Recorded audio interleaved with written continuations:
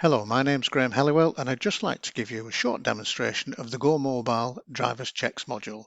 Here is a simulation of how the module would appear on a mobile phone, and all I have to do as a driver is to log in.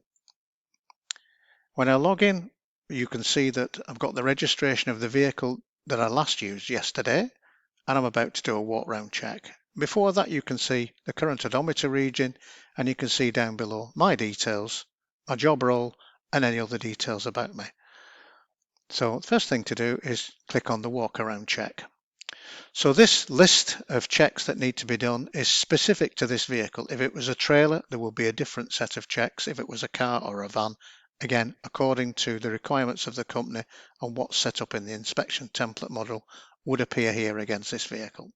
So to carry out the driver's checks, I go down the list and just simply click, after I've checked each one of these items, on the Passed button.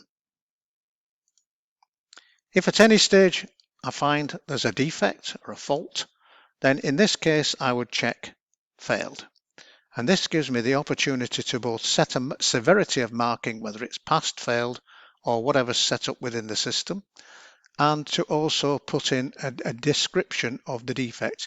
So maybe here is that the tyres wearing thin on the inner wall and it needs rectification. In this case, I'm going to pass it.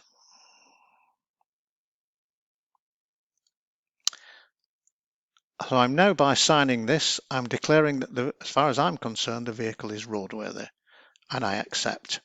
As soon as I accept, that information verifies within the accelerator system that the walk round check is complete. Also at the top, it will record my distance travelled around the vehicle. Here I've been sat in the cab, must have been raining. Normally that distance would equate to the circumference of the vehicle. Time taken is 2 minutes and 18 seconds. So again, I would expect a proper driver's check to take anything up to 15 minutes.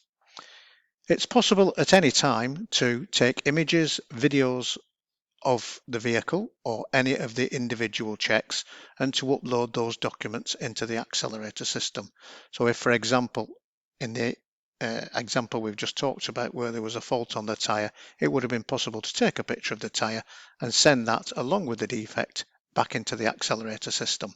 So once my driver's check's complete, I can exit out of here, and within the accelerator system there are several ways that these defects or checks can be viewed. If it was a defect, it can be seen in the dashboard of defects, or it can be seen in the list of outstanding defects, or it's possible to have that particular defect emailed to either the fleet manager or the workshop manager. That concludes this short demonstration. Thank you for watching.